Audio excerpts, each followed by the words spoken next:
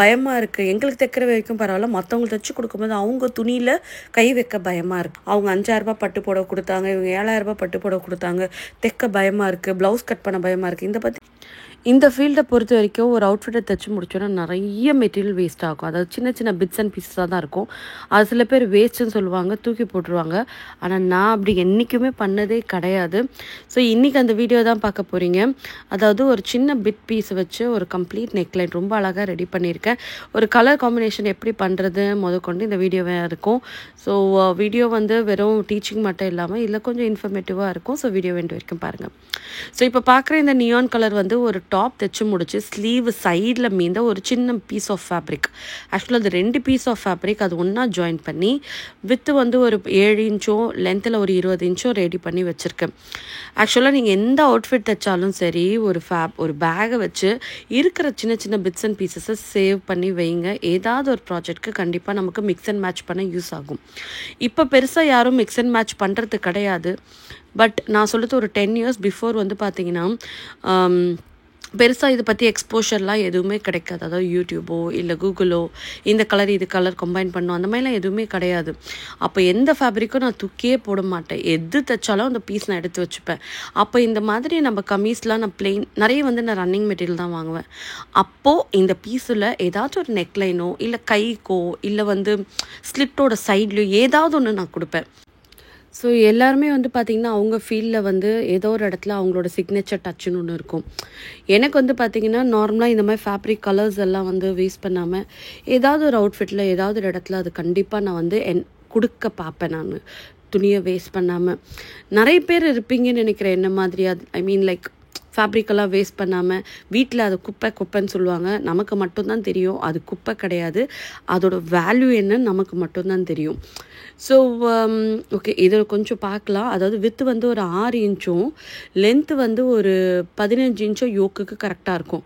மேலே 6 இன்ச் வச்சிங்கன்னா கீழே அதுலேருந்து ஒரு 2 இன்ச் கம்மி பண்ணி 4 இன்ச் கீழே வச்சிங்கன்னா 4லேருந்து 5 இன்ச் இருந்தாலே கீழே கரெக்டாக இருக்கும். ஸோ இப்போ இந்த 4.5 நம்ம இப்படி ஸ்ட்ரைட் லைன் வரைஞ்சி கொடுத்துடலாம்.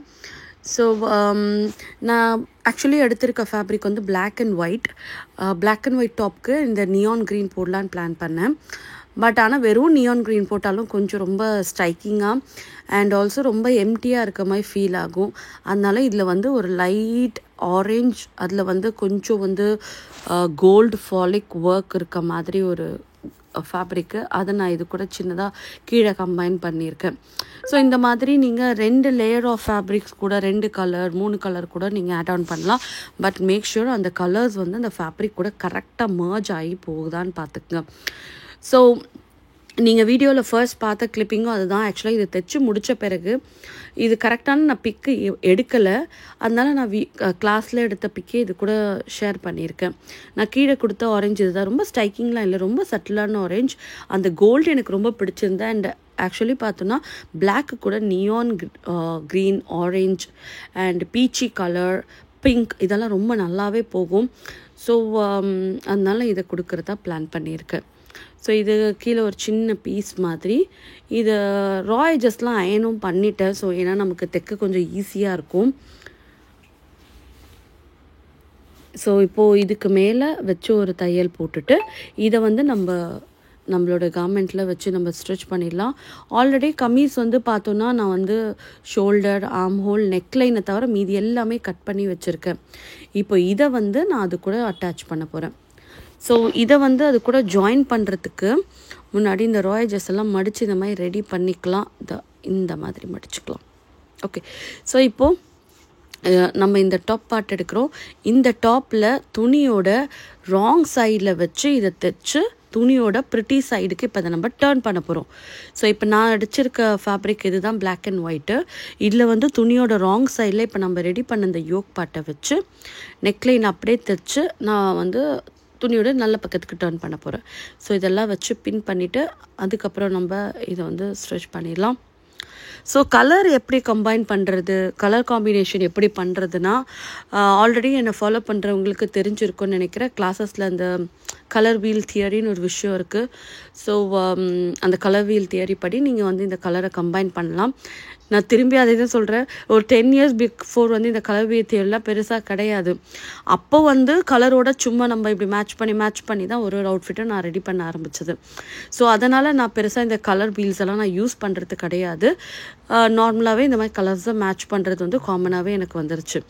பட் பிகினர்ஸாக இருக்கும்போது it's very important to understand that color wheel theory. அந்த கலர் வீல் தியரி வச்சு கலரை கம்பைன் பண்ண கற்றுக்கிறது வந்து ரொம்ப நல்லது. ஏன்னா எல்லா டைமும் எல்லா கலரும் கரெக்டாக போகாது அண்ட் எல்லாருக்குமே அது புரியாது. ஸோ சப்போஸ் நியான் க்ரீன் டாப்புக்கு என்ன கலர் மேட்சப் பண்ணணும்னு தெரியாது. ஸோ அப்படி இருக்கும்போது you can use that colour wheel. And இப்போ இதில் நாச்சஸ் எல்லாம் கட் பண்ணி இது துணியோட ப்ரிட்டி சைடுக்கு நம்ம டர்ன் பண்ணி கொடுத்து மேலே ஒரு டாப் ஸ்டிச் போட்டுடலாம். ஸோ நார்மலாக இன்னொரு விஷயம், இந்த மாதிரி யோக் பேட்டர்ன் நான் ரெடி பண்ணுறதுக்கு இன்னும் ஒரு ஹிடன் சீக்ரெட் இருக்குது. அதாவது என்னென்னா, இன்கேஸ் உங்களோட டாப் வந்து ரொம்ப ஃப்ளிம்ஸியாக இருக்குது, அதாவது ரொம்ப லைட் வெயிட் ஃபேப்ரிக்காக இருக்குது, வெயிலில் போனால் சலசலப்பாக தெரியும்னு நினச்சிங்கன்னா நீங்கள் இந்த மாதிரி யோக் கொடுக்கலாம். இந்த யோக் வந்து ஃப்ரண்ட்டுக்கு மட்டும் கொடுக்கணும்னு அவசியம் இல்லைங்க, பேக்குக்கு கூட கொடுக்கலாம். ரொம்ப எக்ஸ்க்ளூசிவாக அழகாக இருக்கும். இப்போ நான் ஃப்ரண்ட்டுக்கு தான் நான் இதை கொடுக்குறேன். ஸோ இன்கேஸ் அது ரொம்ப ட்ரான்ஸியாக இருக்குது, எனக்கு லைனிங் கொடுக்க வேண்டாம் அப்படின்னு நினைக்கும் போது இந்த மெத்தட் நீங்கள் ட்ரை பண்ணலாம். பார்த்தீங்கனாலே தெரியும் எவ்வளோ அழகாக அந்த கலர் கூட மர்ஜ் ஆகிடுச்சு பாருங்கள். போடும்போது கூட அவ்வளோ அழகாக இருந்தது. ஸோ வீடியோ எண்டில் பார்த்தீங்கன்னா இன்னும் கொஞ்சம் வீடியோஸ் நான் இது கூட ஷேர் பண்ணியிருக்கேன், பாருங்கள். So coming back to the point, யாரெல்லாம் என்ன மாதிரி ஃபேப்ரிக்லாம் தூக்கி போட மாட்டேன் நான், ஏன்னா கட் பண்ண ஃபேப்ரிக் எனக்கு தங்கம் மாதிரி அப்படின்னு நினைக்கிறவங்க கீழே கமெண்ட் செக்ஷனில் கமெண்ட் பண்ணுங்கள். அண்ட் ஆல்சோ இப்போ ஸ்டடி பண்ணுறவங்களுக்கு இந்த ஃபேப்ரிக்கை பற்றி இன்னும் பெரிய நாலேஜ் அதுக்கும் இல்லை. அண்ட் ஃபேப்ரிக்கோட நெசசிட்டியும் வந்து அந்தளவுக்கு வந்து பெரியதாக எடுத்துக்க மாட்டுறாங்க நான் பார்த்த வரைக்கும். ஏன்னா இப்போ ஃபேப்ரிக் அவைலபிலிட்டி ரொம்ப ஈஸியாக கிடைக்குது. 100 ரூபா கொடுத்தா கூட உங்களுக்கு 4 மீட்டர் துணி கிடைக்குது. பட் என்னை பொறுத்த வரைக்கும், கிளாஸை பொறுத்த வரைக்கும், எனக்கு ஒரு சின்ன பீஸ் கூட வந்து வேஸ்ட் பண்ணக்கூடாது.